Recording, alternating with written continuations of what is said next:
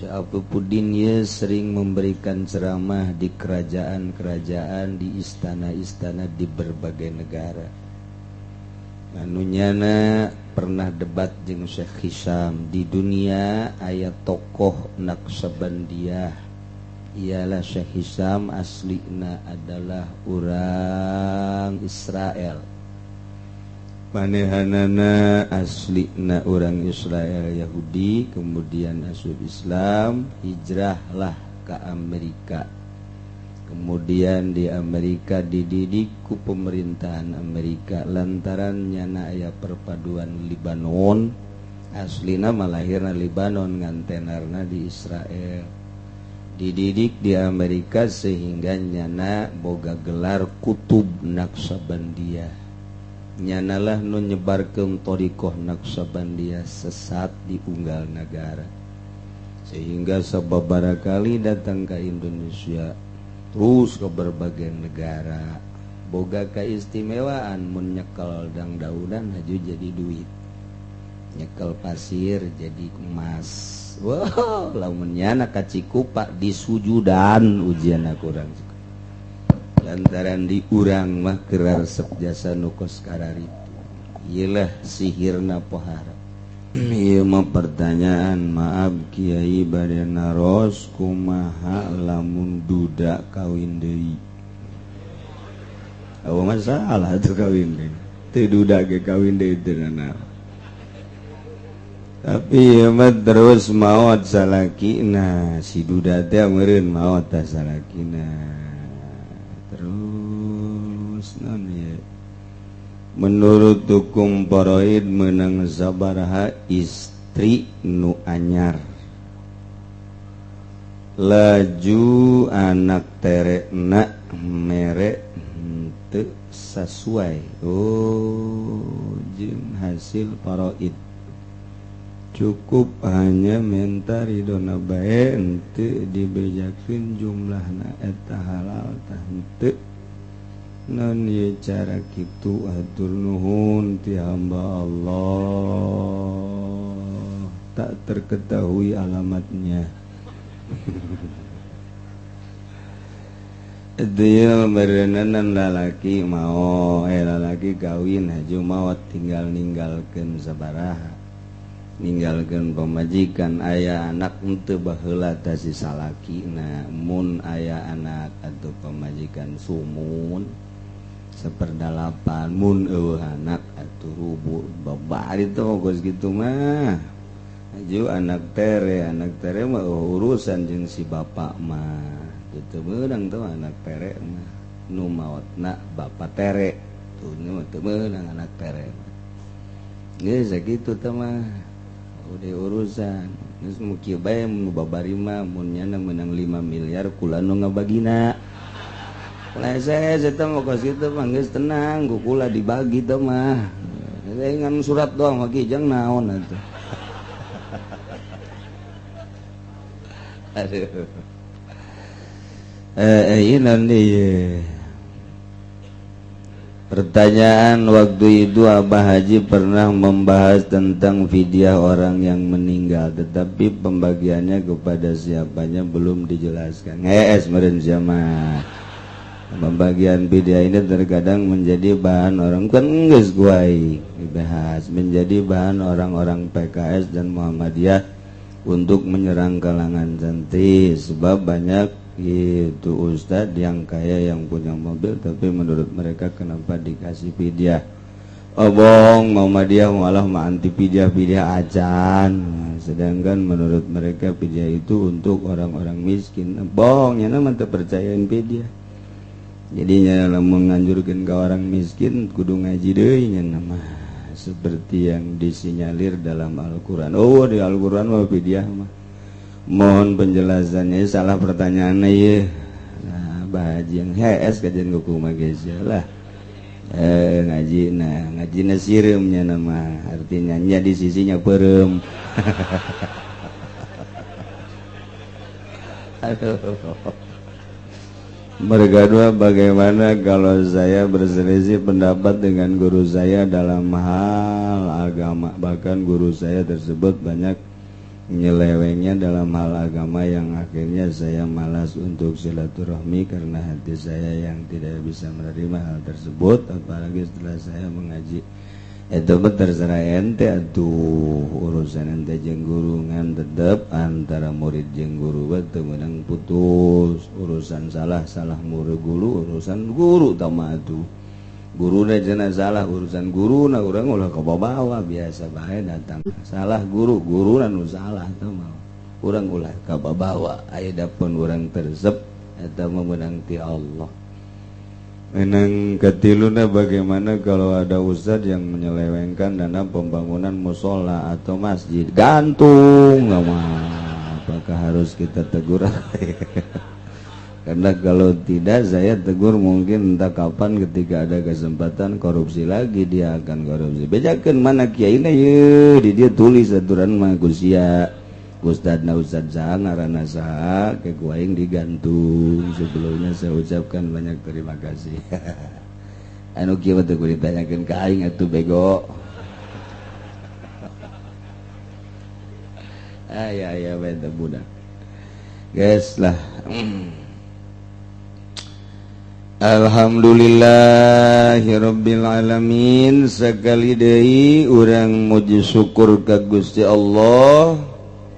Dugi ka saah ieu urang masih keneh di pasihan jag-jag waringkas. Urang gunakeun pake ruruba, pake dumadeheus dedeketan ibadah ka Gusti Allah Subhanahu lantaran contoh geus loba jasa handapun urang ternyata geus baralik ka kuburan anu moal balik deui ka dunya ke dihirupan deui ku Gusti ketika dibahas dihudamkeun ti kubur.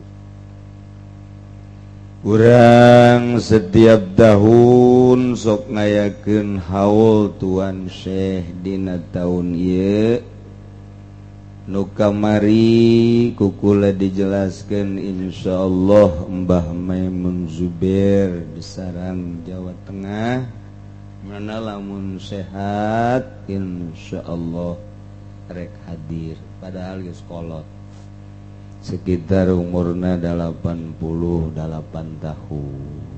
Jadi geus eueuh soraan ka ajeun asal datang bae mah geus. Jan loba sora di Tangerang ge loba korupsi malulu.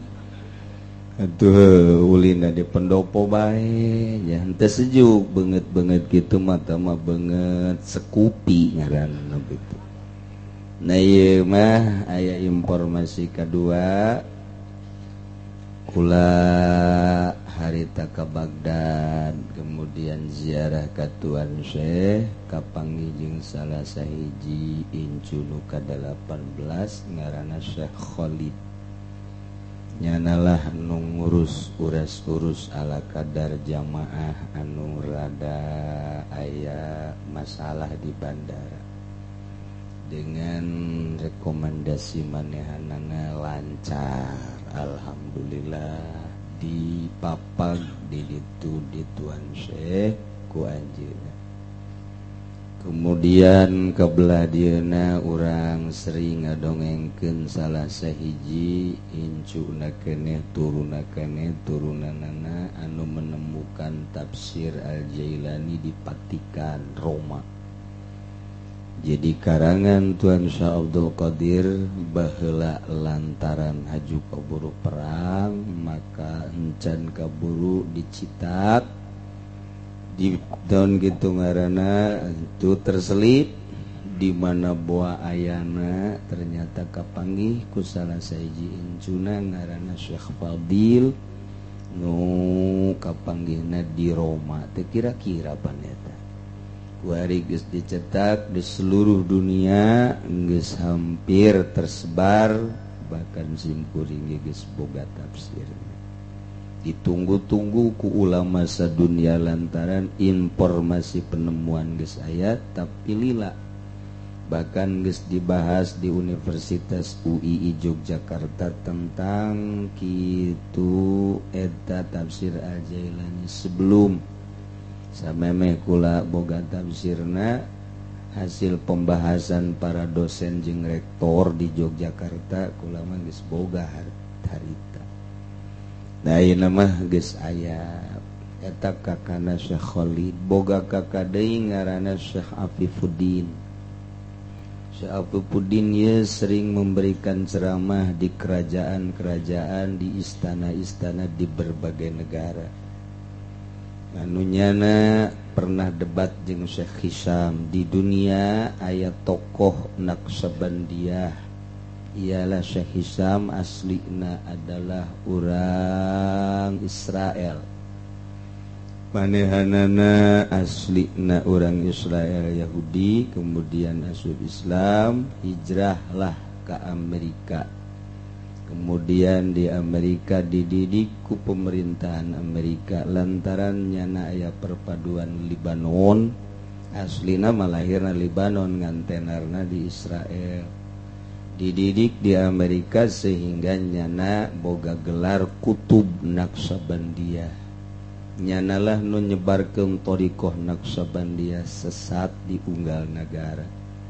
Sehingga sababaraha kali datang ke Indonesia, terus ke berbagai negara, boga keistimewaan mun nyekel dang-daunan haju jadi duit, nyekel pasir jadi emas. Wow, lamun nyana ka Cikupa disujudan ujianna kurang lantaran di urang mah keur resep jasa nu kos kararitu, ieulah sihirna pohara. Terus nyebarkeun zikir nyana terutama di Indonesia. Tetapi batur anu berani nyalahkeun lantaran sieun ku sihirna.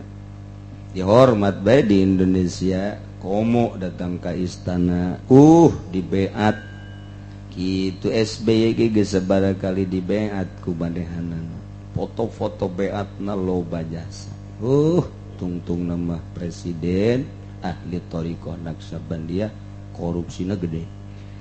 Pante bagus eta kos kitu. Kos baheula zaman Soeharto arasub thariqah di Bahanom disaleng-sarikeun ku kiai-kiai nu saja. Ujung-ujung nama itu kos kitu. Thariqah mah perjalanan khusus teu menang di embrak-embrak. Lantarannya nama lain urusan sungut, urusan golbu ulah di berjamaah kan khusus sorangan mantak ayah suluk nage ka gunung kaleuweung di mana aya nu di embrak-embrak sasar lantaran berarti tujuanana lain deka Allah eta mah kaban sekupi.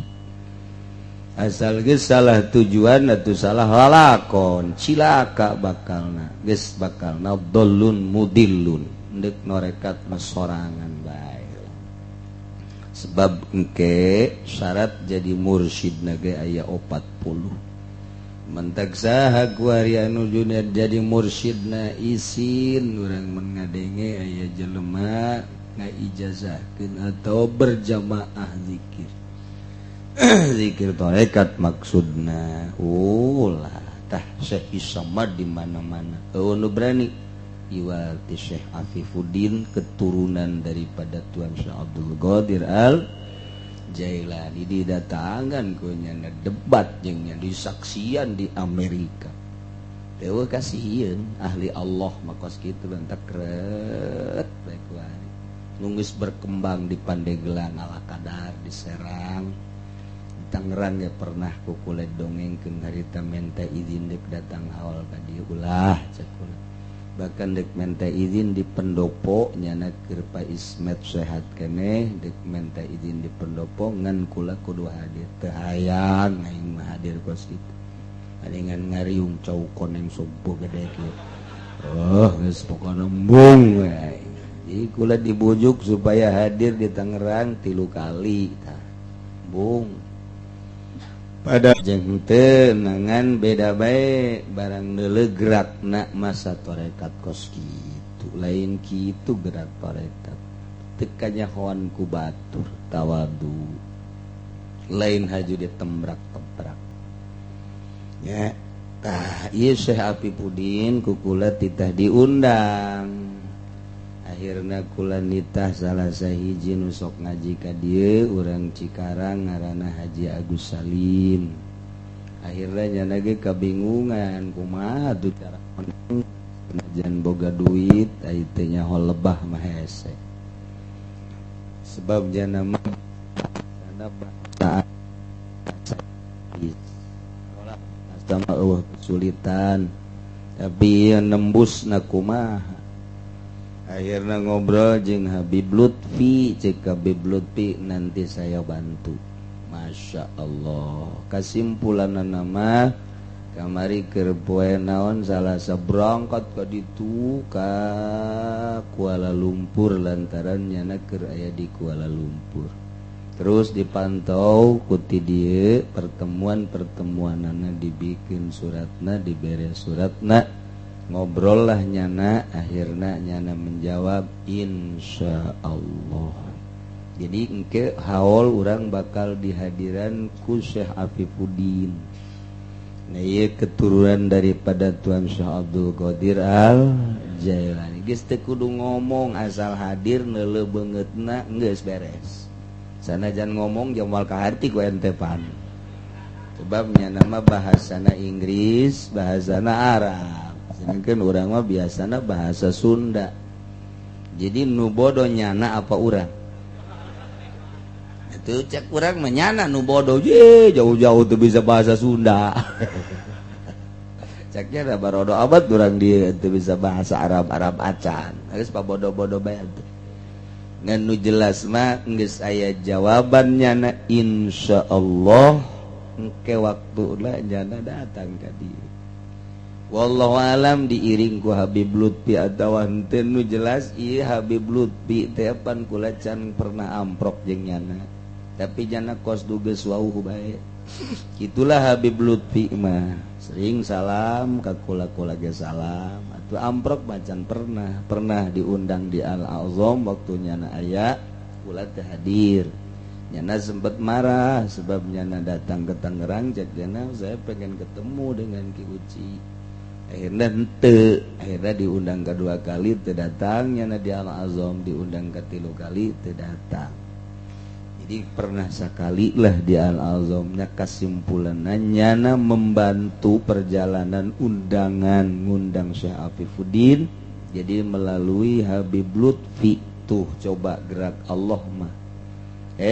Ku urang diprediksi nah jadi nyana can wauh nyana canan ku cinta na nyana Katuan Syekh Abdul Qadir nyana milu memperjuangkan ngundang Syekh Afifuddin turunan daripada Tuan Syekh Abdul Qadir nu ka-18. Nah iyalah insyaallah geus urang ulah ngabejaan nu sejen. Ulah nu komo nu tilok ngaji masana jan nu sok ngaji ge geus ulah bebeja ka sasa urang bae. Sebab loba teuing membezi urang teu bisa sasalaman. Geus bae urang bae mah urang bae nya geus urang teu kudu sasalaman urang ngabaris asal neuleuh beungeutna bae geus. Antaratnya nama beungeutna lain kos urang Cikupa lain kos urang Sepatan lain. Komo kos urang Mauk mah geus lain biasa we pokona mah. Bahasana ge weh sira momong konon lain. Lain. Iya bajana beungeutna asli kos urang Baghdad Kasep. Tah jadi urang asal urang babarengan bae ieu mah diuk jeung ahli Allah Subhanahu wa ta'ala. Dibantak sok ngadoa Allahumma ftah futuhal arifin. Allahumma ja'alna fi zumrati zakirin fid dunya wal akhirati wahsyurni ma'ahum eta lamun khusus pada salat dibaca. Kalamun sok narekat mati penting tas zikir dibaca jang umum Allahumma ftah lana futuhal arifin. Janganlah ya Allah fi zumrati zakirin wahsyurna ma'ahum. Ta eta aya wahsyurna ma'ahum Gusti muga ngahijikeun muga ngumpulkeun jeung ahli-ahli zikir. Ta ieu dina tahun ieu insyaallah aya Kiai Main Zubair lamun sehat lantaran kesehatanana nya geus kolot kemudian ngundang anu ti Baghdad yakni Syekh Afiquddin geus urang ulah pati ngundang sasaha deui urang-urang bae geus aju lamun urang-urang bae mah pan sakieuan mencet kebonan 25 atau 34 urang seubeuh jasa geus emang urang mah lain deuk zikir deuk dalahar doang ya taiwa sakadar informasi supaya orang datang ke waktuna diberi sehat diberi jagjag diberi lalu gina tah nuantak di bejaan ti ayeuna supaya orang siap-siap ti ayeuna urang hiji mah urang ruru bakatuan Syekh dihadiran ku salah saji incuna nu kelas internasional nusok memberikan ceramah-ceramah jeung zikir di berbagai negara terutama di kerajaan-kerajaan oge di majlis-majlis taklim nu tingkatan internasional. Nah ieu ke minggu tanggal 13 insyaallah mun eueuh gangguan nyana geus aya bahasa insyaallah. Minggu hareup aya suratna ku hari keur di jalan kene suratna jadi ke dibacakeun suratna nyana geus aya sih jazakumullahu khairan katsira ngan encan datang suratna kakarak SMS na doang emang kieu boga HP ulah loba omong sia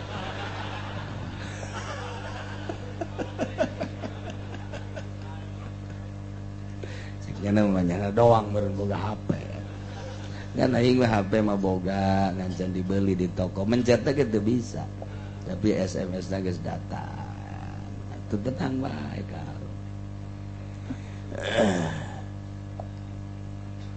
jadi lamun ku urang ditafakuran biasana ngundang lamun ngundang Habib Syekh ti Solo eta kudu 2 tahun leuwih padetna undangan 2 tahun leuwih jadi mun kuari ngundang sarua jeung jamaah haji berarti waiting list nah 2 tahun ka 3 karak bisa eta ge can aya jawaban eta Habib Syekh namun ngundang Habib Lutfi hese nya nama hesena karso karep sorangan kumanyana bae atuh tah mah deuk datang kumanyana deuk teu datang kumanya kadang-kadang teu diondang datang kos Gus Dur deui nya nama mentak loba anu lah geus teu kudu diondang barang teu diondang datang gitu ngondang nus 2 kali 3 kali teu datang hese Habib Lutfi na kumanyana bae kadang-kadang nya nama nyanyi Habib Lutfi mah bae namun diondang nyanyi nang ke aya dangdut aya pop aya jazz rock and roll wah geus macem-macem aya gambusan segala rupa kumanyana bae gitulah Habib Lutfi ketua Thariqah di Indonesia nyana hafal bener Thariqah anu silsilah mu'tabarah jeung nu guer mu'tabarah ialah diurang teh Habib Lutfi ye loba kaajaiban jeung ngajengkelkeun ngajengkelkeun banatun geus rame ngondahang aju aya jawaban tek we keur ditunggu-tunggu saya tidak bisa hadir deuk kumaha coba hayu jengkel kubanyana bae tah mantap geus lamun Habib Syekh eta kudu 2 tahun ka 3 penuh lamun Habib Lutfi hese nya nama kumaha nya na bae lamun Habib Syekh ieu Habib Syekh saenan Syekh Afiquddin nya na teh teu bisa sambarangan ngundang 2 tahun ge can puguh ieu mah dalam waktu anu sabulan deui nya na insyaallah wallahu alam Habib Lutfi kumaha ngondangna meureun ka nya tinggal engke tanyakeun bebeb gimana ini gitu kok bisa udah mauin ini begini urusan Habib Lutfi nah iyalah ala kadar gitu rencana-rencana nu bakal ku urang dilaksanakeun jadi lain sambarangan tadina rek ngundang qori na Syekh Ramdhani teh anu aya di Pakistan juara internasional nu napasna panjang jasa eta tadina rek diundang murah ngan ukur 50 juta Aju loba nu ngomong teu kudu ngundang Syekh Ramdhani cenah jadi Ciloka geus aya Jerum Dani. Geus bae cenah eta bae geus lah Jerum Dani. Masya Allah terjadi kori lu biasa bae kori Serang kori urang bae. Bahkan lain muamar acan geus teu kudu ieu mah korina geng geus pokona mah teu tenar tapi bagus. Gitu bae teh Bang geus teu tenar tapi bagus. Mana aya cenah ge aya pokona geus. Ke nyong ngejerit bae pokona.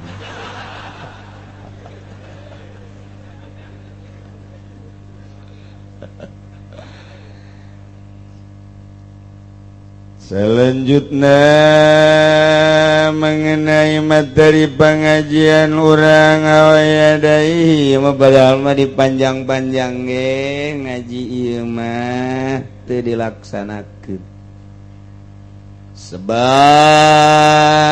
hukum kisos di negara urang mah teu dilaksanakeun padahal lamun ningali urayan Imam Ghazali urang ngabentuk nagara mah teu kudu nagara Islam dek nagara demokrasi ge eueuh masalah asal pelaksanaanna sesuai jeung fikih sakitu.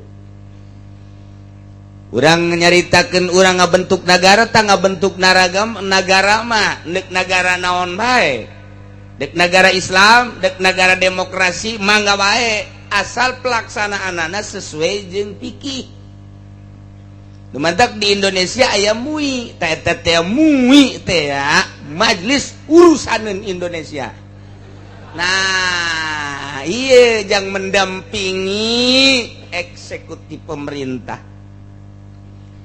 Ditosran hukum teh eta ku MUI ieu menang ti berbagai organisasi TNU, Muktamar NU hasilna naon? Muhammadiyah aya salah sahiji poin nu kudu dilaksanakeun di negara asuplah ka MUI diolah asupkeun ka DPR. Nah didinya dijadikeun undang-undang ngeunaheun sabenerna mah lamun nuturkeun aturan. Ja DPR na mayoritas Islam malah maloba kiaian tetapi aneh bin ajaib bin aneh deui kunaon atuh tilok nimbulkeun hukum-hukum nu akur jeung fikih. Terserah DPR engke bakal disidang di hareupeun Allah geura siap nyana mempersiapkan jawaban untuk mempertanggungjawabkan jangan gitu hukum-hukum nu dijalankan di Indonesia sesuai apa henteu jeung fikih terserah para DPR urang mah tenang bae sabira rakyat atuh yeuh atuh nyana ka neraka urang milu bohongan urang teu kungsi Noel acan mantak kula mah ngomong ge bentukna Noel jangan supaya nyana nyaho geus kula mah Noel teh Noel ngaran je mamang mapan kudu teu Noel aja ieu cenah kula ge ngadengekeun toelan burung rapi sebenarnya mah kajeun nagarana demokrasi ge cara Gus Dur negara adalah bukan agama adalah bukan negara terpisah antara negara dengan agama Gus Dur. Agama, negara. Yang penting negara itu punya undang-undang sesuai dengan fikih cak Gus Dur. Nah, kok ini sih tidak? Ini kan lagi dibenahi cak Gus Dur dikit-dikit, makanya ini pecat. Endek ngasupan hukum-hukum fikih. Kaambe ku Amerika, wah nggak beres ini Gus Dur nih. Turunin. Eueuh Gus Dur aya Gus Pur. Nah gitulah di negara teh mantak teu masalah tah kuari ieu aya negara demokrasi asal rapih undang-undangna. Urang ngadoa ka Gusti Allah mudah-mudahan para MUI na bisa ngalaksanakeun sesuai jeung aturan fikih. Depagna mudah-mudahan bisa ngalaksanakeun sesuai jeung aturan fikih. DPR na bisa nelorkeun hukum-hukum nu sesuai jeung fikih. EPR pusat jeung MPR naga bisa ngolah hukum nu sesuai jeung aturan fikih sehingga presiden bisa ngainstruksikeun sesuai jeung aturan fikih sanajan di negara demokrasi tapi urang aya dina pelaksanaan Al-Qur'anul Karim mantep pengokos kubacana lamun kieu kumaha nagarana lamun negara Islam bae dibentuk atuh ai bisa mah oh masalah wabehan urang marawa obor ka Jakarta deuk naon atuh pokona asal urang berangkat wabeh tapi ngerobah teu masalah kitu mah bakal jadi huru-hara ulah geus bae urang maning negara nama negara demokrasi ngan aturanana make aturan Al-Qur'anul Karim mun urang kabehan sepakat DPR pusat DPRD DPR pusat MPR make aturan fikih sejuta kali diteken ku Amerika urang atuh jeung rakyat kabehan bisa perang-perang ngomong di meja mengenai perang-perang giliran tedahar mah 2 poe atuh ngaleket teh nah iyalah nya jadi urang kuarima urang olah ieu make aturan-aturan fikih nah ieu urusan kisos geus eueuh urusan had eueuh nu mabok teu pernah dikukumahakeun nu zina teu pernah dikukumahakeun teu make Al-Qur'an mah kos kitu nu korupsi nu maling teu pernah dikukumahakeun mantak beuki kacau lantaran henteu make ayat walil qisasi hayatu ya ulil albab teu kieu mah ala kadar urang ngaji atuh ganjaran mah meunang walaupun teu dipake Izaid kuari motongkeun 2 leungeun Ki Umar wah 2 suku Ki Umar lila menang sapoe 2 poe eta Ki Umar teh apae ta eta teh agapan Ki Zaid sebagai pelakuna dipanggil diajukeun ku ahli waris Ki Umar yakni para wali-walina sidang sanggeusna di sidang ditanya Zaid kamu betul memutuskan 2 tangan Umar ya Pak dengan demikian ini akan dilaksanakan hukum kisos maka karena Ki Umar setelah kamu potong 2 tangannya mati jadi kamu ini harus dikisos nanti dulu Pak kenapa emang saya ini menyangka kematian dari Bapak Umar ini adalah bukan daripada pemotongan tangan eta malah sakadar ngemu jadi tina ngemuan eta aju paeh jadi lain langsung tina potongan leungeun pengakuan walina indimalan mungkinan ayat tatu anu memungkinkeun salianti tatu nu tadi awas sababan atau aya sabab sejen nu mantak ngamaekeun saliantina potongan 2 leungeun jadi berarti untuk mendesak ka pihak pelaku ieu wali ngajelaskeun bahwa ieu terjadi pemotongan teh setelah eta aya sabab deui nu timbul ti Ki Zaid nu ngajadikeun kana paeh nu mantak atuh engke bisa mundek bayar diat bisa 3 hiji leungeun hiji 2 leungeun nu hiji deui nomor katilu sabab anu nomor katilu jadi 3 diat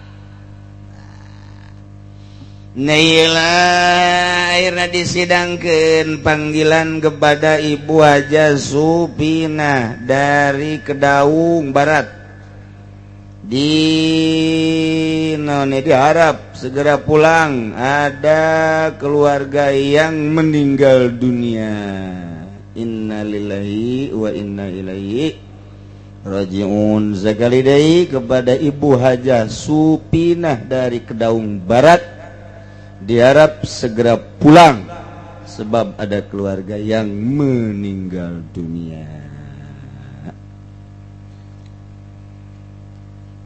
Kemudian begitu di sidang antara pengakuan Ki Zaid sebagai pelaku jeung walina berbeda.